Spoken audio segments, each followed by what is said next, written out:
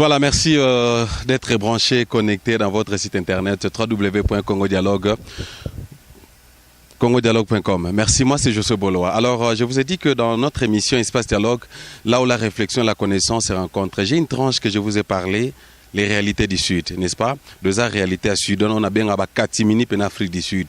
Ah, bandeko bolanda biso na diaspora na Congo partout bozali, oh bomona na Facebook en réalité te ah. Deux la réalité te za ba vérité même pas au balaxa biso mona mtakangi selfie ba na Mandela Square, mais que nous tourner place avant dans la place à Lalaka. Mawatro.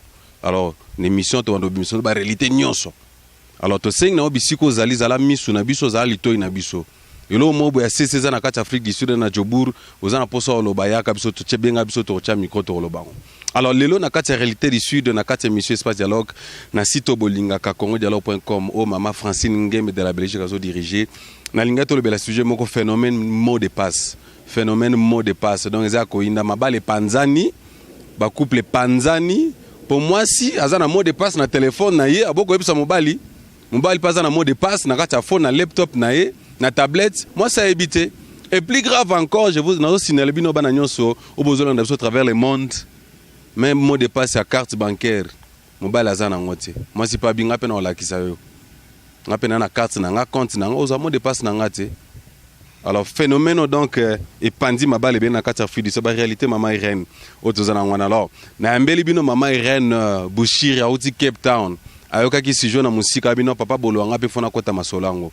Bienvenue Maman Irene. Merci beaucoup papa. Ça va hein? Oui, ça va bien. Mobembeleki bien à Cape Town. Yes, mobembeleki bien na ngolo nzambe. Boni Cape Town bato bazolanda biso mo bambo tete sala moi bien pokuna bolo ba anglais belé ba mindele bazé belé ba kala bazé belé. Yeah, I greet all of you in the name of Jesus. I greet my pastor, my church, my friends, Patience Tumba. I greet all of you and all the people of God.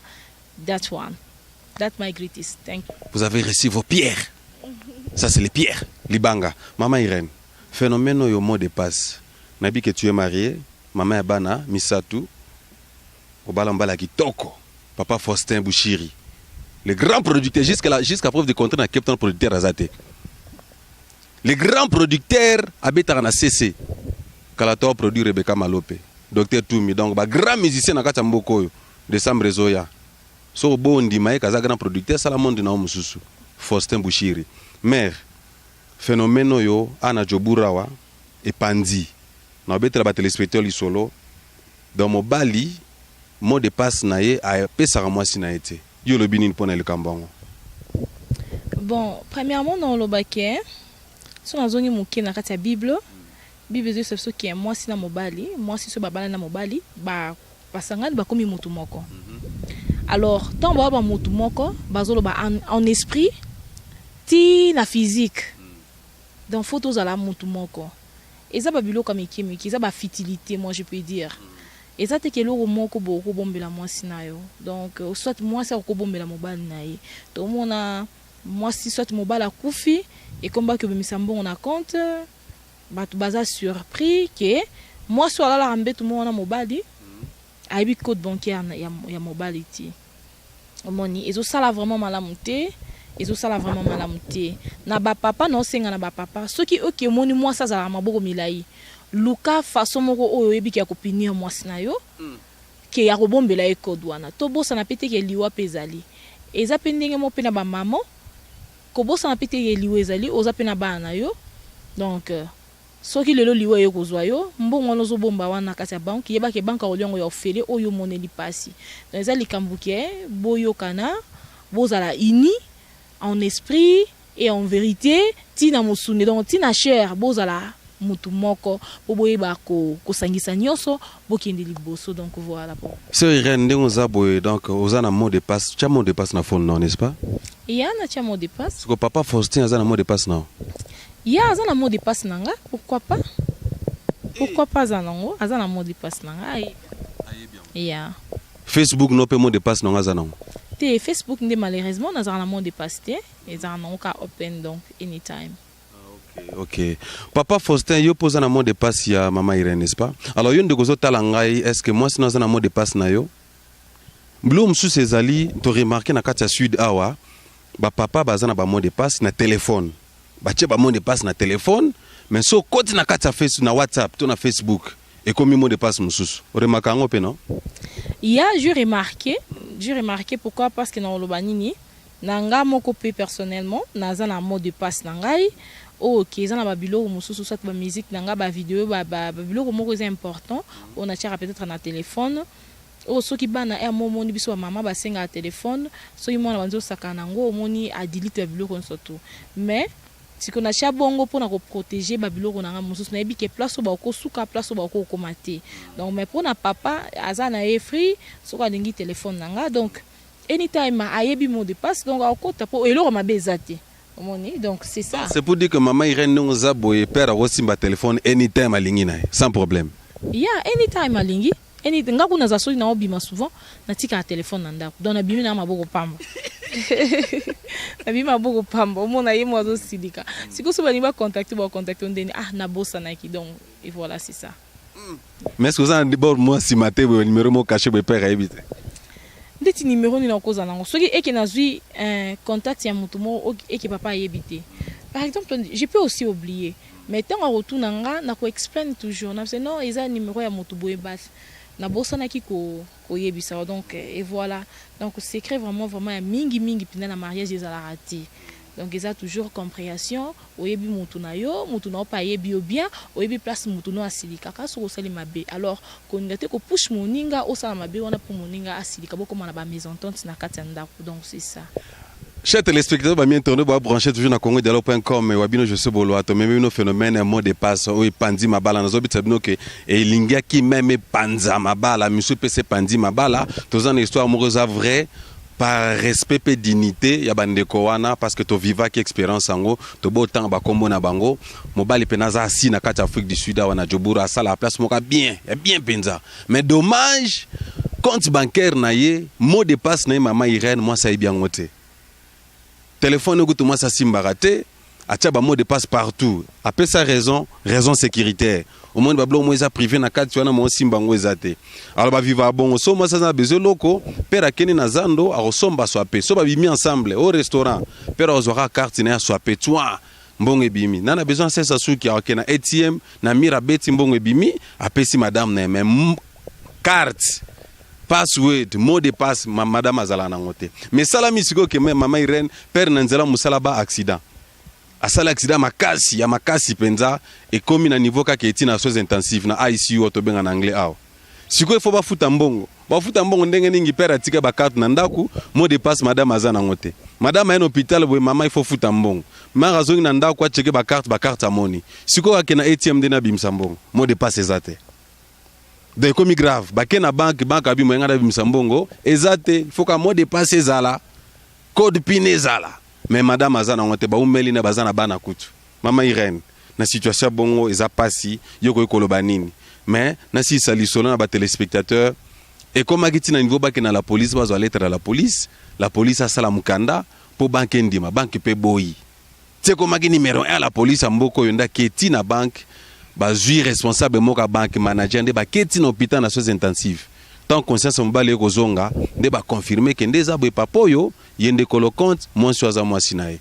ba canceler compte na ni mot de passe akala ba epsi moi sacha mot de passe asi comment ni ba danger ndengwana tant papa bimi hôpital ala pinda ya bi désormais maman nyonso eza na maboko na yo baka bongo mama so komeli ba téléspectateurs bazolanda biso ba bomba ba mot de passe na bango mot de passe même ya compte na ya za na ngota boko pesa moi na boko pesa mbali na ya yango na ote koloba liboso ke liweza pona mutu nyonso totambola na liwa pembeni donc soka lobi ke lelo c'est ton tour hein okei otiki nyonso alors bana oyo zo bombela osalela tosela nde bana tosela ba famille na biso alors lelo so kufi donc osali no ka banque donc mbongo wana ke na banque no do to lo baba sacrifice ni studio sala awa osali nde banque pourquoi beaucoup matina niveau wana kokoma muto ko matina niveau wana comme déjà monté à mabe parce que tu dors avec quelqu'un vous partagez na nyonso mais azana mamaka mususu ba intimité moko ya yemoko alobi ke o eza yanga personnel non na kati ya mariage secret personnel ezala raté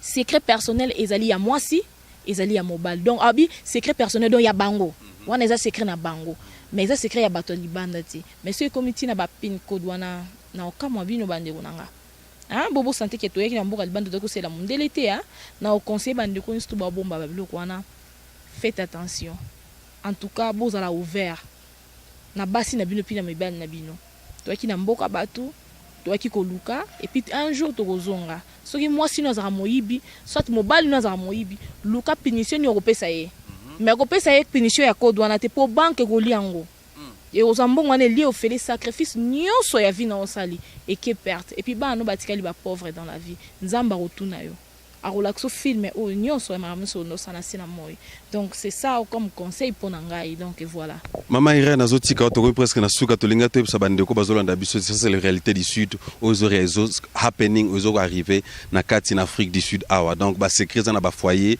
na ba couple oyo mot de passe à mobali, moi c'est habité, mot de passe à moi si, mobali est bien écouté, WhatsApp n'en parlons même pas, Facebook n'en parlons même pas. On a une propriété privée. Vous comprenez? Au moins on a mobile au sol na Facebook pendant des heures, une heure à bout mobile, moi c'est habité. Vous comprenez ma relation moi donc hein, talara. Yo so peut ça fiancé dans Facebook un compte mot de passe. Est-ce que papa n'enga vendre abi mot de passe na yo? Maman n'enga zala na abi mot de passe na yo? Mot de passe ya compte bancaire na yo. Est-ce que ba abi yango? Est-ce que ba ebiango Maman Irène yango ko memanga tuno motuna nanga suka na kati ya réalité du sud na émission na biso espace dialogue salaire na yo salaire à mobile to à mwasi est-ce que c'est nglé yebana na kati ya foyer salaire normalement faut yebana bo ça programme ya foyer ndeni tozo zelara papa so asisi ozana besoin provision combien o ya $100 kamata $100 esili ndako combien $50 pe $50 esili ya bongo. Non, ils ont bon côté parce que besoin d'un projet, na kati foyer, faut une chose un projet nango. Donc il faut salaire et mon nana. Il faut ils allaient na mesa pour ceux qui la mesa té ego tira trouble. Donc il faut beaucoup de salaire na mesa pour réaliser ba projet na bino o bozala nango. Donc c'est ça parce que na foyer projet ça toujours. Donc beaucoup tika la même vidité, besoin la bana, ils étaient bassin encore à 10 rand, bassin encore à $20 pour ceux qui moi na belly, oyebi makambo yo moko. Donc il faut beaucoup de salaire na mesa pour éviter aussi ba mésentente ça pour éviter ba kanda moko inutile ba barrière pensée donc faut beaucoup de salaire na mesa donc et voilà. Sœur Irène, merci pour Nathan, maman Irène Bouchiri, nzamba pambolomi pour la réaction na yo, vraiment j'ai aimé ça, eza pena kitoko makasi. Alors ba papa ba lobi que non, to linga kopé ça ba mot de passe na monsieur papa maman pour ba linko contrôler biso trop. Hein? Alinga ba mot de passe na nga pas ça na ngonini. Hein? Y aura réponse to pesa, pour ça la na ngonini. Hein? Isaac Mabakalando. Tu na kutu maman na si ngo ça na ngonini ok na ngowani. Hein? Maman na si pa bité. Oui na sala na pembeni fonga na yeba. WhatsApp na ko do chesa nini? Pour ça là nini ngana businessman na docteur ba passer musuba komela ngana privé hein na sala consultation ba pasteur pe musuba na ba mot de passe ba linkte ba ma pasteur ba yeba pour ça na consultation prophétique moko boya ko yeba. Merci. Bolingo contrôler trop bino maman to contrôler te bo tuna ba pasteur atanga kala phone ezakité foni pezaki nango pena mobulu est-ce que bando bomba secret ezaki non kana mesa. Hein maramba lettre no mo bakangi yango donc ezala ku tout ba secret maintenant mon na temps na biso donc bo ça l'attention secret za la te na mariage il faut bo za la miroir bon mon nanaka donc c'est ça pour bo éviter hein bo yebi ba maramba bende do salamati et ce bakangi wana donc oyebi moko ozala mal répété mon ba vidéo sur les cas mikolo na internet partout dans le monde pour bo lingi ba code hein so ozaki no na code te balinga pe bakango te balinga ba panzo bongo te donc maman moni bo oh donc on a découvert que nous avons des vidéos moi ya buzo bezalaka azo on peut encore na apandio donc pour que ba panzo te maman papa donc zala no oyebi mabezate zala no frère tikango wana so o checker consultation yo consulter muto moi sinon éviter soit mobile no éviter donc c'est que on est commis entre parenthèses donc faut pas lander là yo consultation prophétique privée apostolique. Donc maman moni photo sama conseil mo bo potambu les obeta mali les ane la ngana plutôt des fois avec photo komana tu vois ba consultation tout ça c'est rien na bombi mo de passe mo bo frère mo ba nga proposer production moko bo tout ça dans mo fungola ngwezati so lingo proposer nga production na bombi fin de compte bi makati o mo de nga nga mabe poto no ngana ki obeta kuna no ngendeni po fona ba nono senga permission papa ina ki na nga ko obeta kuna siko na o ke obeta ndeni mutongo nani ba otu nangaka o te ba inviter nga pa invitation o ba mo ngi simbati no isa musana nzambe donc tout ça lango vraiment na sincérité na maramuso malamu tant que moi na nzambe na conseil batu nyoso luka ozala ouvert ou bien ouverte envers partenaire na yo na ye pour ba makambo mabe etika hein tous a quand même exemple surtout na biso ba chrétien ba toto yebi nzambe hein tous a exemple to la kisana et ça na ngolo tout monde t'a dérangé na Facebook toi a dérangé na WhatsApp so monde que olingi mobile no yeba te ko tchepe Facebook ko tchepe ni mot de passe deal na yebi c'est soit bloqué bima duka moyen moko boye pour yeba ke jalousie za mingi te na kata foyer mabe za la te donc c'est ça. Notre conversation va continuer sur Facebook Josué Bolowa. Abonne-toi dans notre YouTube channel Congo Dialogue. YouTube channel Congo Dialogue. 2. Congo Dialogue. Hein? Toke na website www.congodialogue.com. Site ya bonne manière, site de savoir. Tokomi na suka na mama Irène, tolinga to lobela suba réalité à Sud Awa. Mot de passe phénomène na yango epandi pelinga ko panza mabala ya batebele na minute okutu donde bwana ba confinde ozolanda nga bongo. Po papa na posaka mot de passe wana. Mama za na besoin bakaka na komela ki wana. Hein? Et puis tanga nga kotaka bebalo delete l'information nyos tout. Hein? Maman Irène, merci beaucoup. Votre mot de la fin et puis une salutation à vos téléspectateurs bazolando à travers le monde. Merci beaucoup. Na pesimbo tenanga na ba chrétien nyonso na ba chrétien nyonso au monde entier. Na pesimbo tenanga na best friend nangai Patience Asingambi na mobile na ye. Na pesimbo tenanga na Patience Tumba un semek nanga kitoko na ninga mingi na frère Emmanuel Musongole. Donc la pesimbo te là où tu es vraiment mon frère que j'aime beaucoup. Na pesimbo te na ba pasteur nyonso obazolandanga ba pasteur nyonso na lingaka. Na pesimbo te vraiment ebele na église nanga Emmanuel Church na kat na Cape Town na ba pasteur nanga nyonso donc et voilà na email adresse na mama Lolo ozoyo kana soute na WhatsApp na mon soute. Donc na ba mama nyonso na pesibino mbote na ba Carmen Miss donc je vous aime vraiment trop et beaucoup frère Émile donc et voilà ba mbote nanga ngwana Cape Town. Voilà, j'ai reçu la sœur Irène, maman, moi c'est Alibala, hein, Moyembi Nankolo, la servante de l'Éternel, chanteuse Nankolo, à Outi Cape Town, Ayoka qui sujet, on appelle ça qui fait. Voilà, merci maman Irène pour votre temps. Maintenant, nous voit qui va m'abango PC wa tunzo mais yi au PC mbotété quand même, hein. Ya na PC Monsieur Faustin Bouchir, hein. Ton a lobby Monsieur donc vous comprendre, hein. Bouchir wana bozo monat. Donc la PC mboté là où il est, il m'a pesanga code na ye. Donc ça pena mot de passe non news. Carte venda e pananga donc na tambola nango partout na lingi. Donc eza yanga ete salela ndenga mbongo. Donc eza yanga donc dans un ango et voilà na pesi bato sombote hein frère nangai Emmanuel na bossa nyote hein tu chantes tellement bien que pataranga vraiment makasi donc God bless you to sola bien na WhatsApp. Merci. Voilà, merci beaucoup, c'est Irène. Donc, Faustin Bouchiri, le grand producteur, n'a répété le grand producteur à Kata Cape Town. Jusqu'à preuve de contraire, il y a confirmé production à Kata Cape Town. So, boy, salam nayo. Maman Irène, merci. Donc, ça c'est je me suis sur ce bois qui est libiso. Donc, biso mbali to sel ande bino. Bande komibali, la conversation va continuer. Donc, ce bolingito ambassou, maman Irène, to zana suggestion, monsieur Europé, ça na réaction n'enga lobby. Vous êtes la bienvenue. Voilà, na commune souka, vous allez qui réalité du Sud. Un parent, papa moro mbong evandi, msali evandi nango, mais abombela mwasi nae, mot de passe nae, jusqu'à comme na coma. Ndena après commande ya kopesa mot de passe pas mwasi. Eza pasi pe mawa, ba réalité sudango wana. So bolinga émission oyo, pour le grand merci na équipe technique. Email image merci à toi Jean-Marie Poupa merci. Merci aussi na grande dame Francine Ngembe, grand merci na bino ba prêtre nyon so bo soutenir biso. So bolinga pe bo continuer au support émission pe oyo, bolo wana bino azawana bobenga tokoya pour soutenir émission Kendeli Boso. Tokomi na suka jusqu'à la fois prochaine. Phénomène mon dépasse. So razana ngote pe saga na minute avec Omareta. Bye.